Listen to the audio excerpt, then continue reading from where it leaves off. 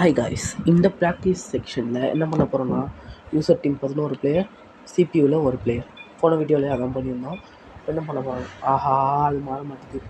2 டீம்லேயுமே போகலாம். So okay, free கிக்கில் வந்து 3rd பொசிஷனில் தான் இருக்கும். எல்லாருமே அதான் யூஸ் பண்ணுவாங்க. இப்போ என்ன பிரச்சனைனா, பவர்ஃபுல்லான கிக் டேக்கர் லைக்ஸ் ரூனே, லம்பார்ட் அந்த மாதிரி நிறைய பிளேயர்ஸ் இருக்கிற இங்கிலாந்து டீம் வச்சுருக்கேன். இன்கேஸ் அதர் சைடில் வந்து மொக்கையான டிஃபெண்டர்ஸ் வச்சுருக்கேன். பொலிவியா டீம் வச்சுருக்கேன். ஓகே, ஃப்ரீ கிக்கு தான். அவங்க பார்க்கலாம் யார் ஜெயிக்கிறான்னு. அதுக்கு முன்னாடி ஃப்ரீ கிக் போட்டோன்னா முடிஞ்சுது. இப்போ இங்கிலாந்து தான். யார் போடுறா தெரியுமா? கராடு போடுறான். இருங்க, வேறு ஒரு பிளேயர் கொடுத்துக்கிறேன்.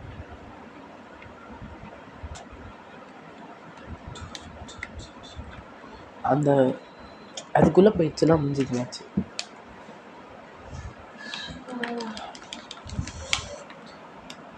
மேட்ச் முடிஞ்சுது.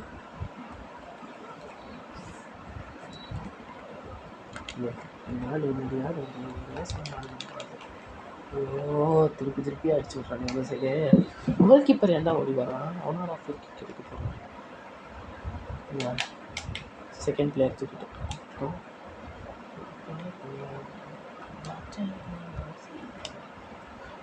ஷூட் மட்டும் பண்ணி தோணுச்சு வந்துடுறாங்க. இதே ஏன்டா ட்ரீட் பண்ணிட்டு போகிறாங்க இங்கிலாண்டுடா.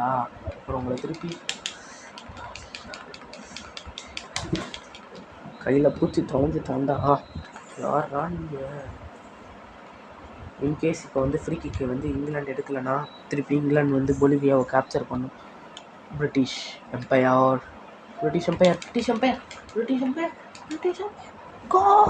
கோல் எப்படி சொல்லிடுச்சு பார்த்தீங்களா? பிரிட்டிஷ் எம்பையர் உங்களை பாவம் பார்த்து கொடுது. ஐயோ, பிரிட்டிஷ் எம்பையர் கால் பிரிட்டிஷ் எம்பையர்.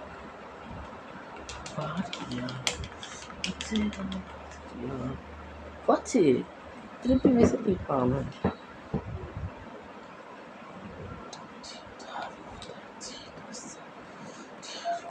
ஓ, நான் நினச்சேன் பார்த்தீங்களா, மேலே வந்து காட்டுது எவ்வளோ தூரத்தில் வந்து நெட் இருக்குன்னு. 31.6 மீட்டரில் இருக்குது. அப்போ நான் வந்து ஜாய்ஸ்டிக்கை வந்து இந்த சைடு வந்து டார்கெட் வச்ச மாதிரி வச்சுட்டேன்னா அதை முடிஞ்சது. ஷூட் பண்ணிவிட்டு இப்படி வச்சோம். க்ளோஸில் போச்சுல, இதே மாதிரி ட்ரை பண்ணிக்கலாம். கொஞ்சம் ஷார்ட் பவர் கம்மி பண்ணிக்கலாம். இன்னும் கொஞ்சம் இப்படி தூக்கணும்னா இப்படி தூக்க போகணும். என்ன சொல்கிறீங்க? ஓகே, கோல் சொன்னா. இதுதான் பிசிக்ஸு. அந்த சைடு இருக்குது நெட்டு. அப்படின்னா நீங்கள் இப்படி தான் அடிக்கணும். இதுதான் எல்லா கோல் கீப்பர்ஸும் எல்லா ஸ்ட்ரைக்கர்ஸு ஃப்ரீ கிக் டேக்கர்ஸ், அதான் ஃப்ரீ கிக் அடிக்கிறவங்களாம் கிக் டேக்கர்ஸ்ன்பாங்க. அந்த எல்லாருமே அப்படி தான் யூஸ் பண்ணுவாங்க. இப்போ நீங்கள் இந்த சைடு அடித்ததுனால உங்களுக்கு இப்போ கோல் கீப்பர் அலாட் ஆகிட்டா டிஃபெண்டர்ஸும் இந்த சைடு தான் இருக்காங்க. ஸோ இந்த சைடுக்கு அடிக்கணும்.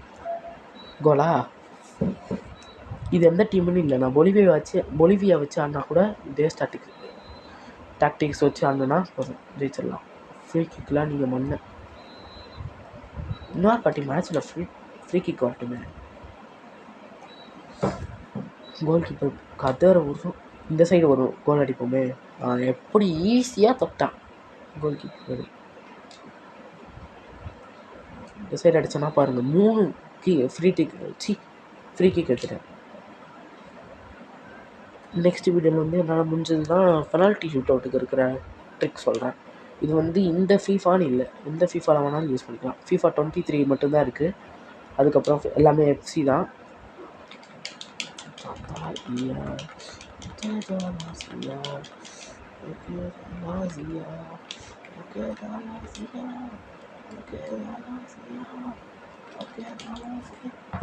முடிஞ்சது.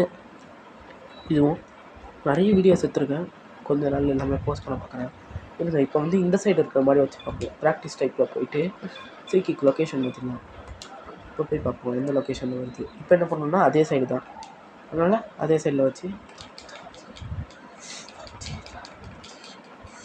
ஸ்ட்ரைட்டாக முடிஞ்சது. அது அந்த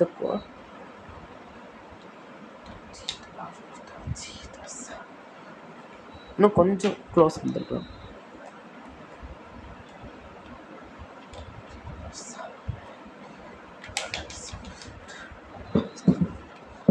என்ன டாக்டிக்ஸ்னால் எவ்வளோ மீட்டர் அதிகமாக இருக்கோ அதுக்கேற்ற மாதிரி சைடை மாற்றிக்கணும். That's all.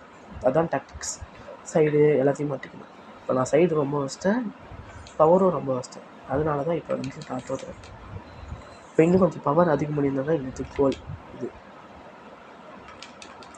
பவர் அதிகம் பண்ணலை, இன்னும் கொஞ்சம் குறைச்சிருக்கேன்.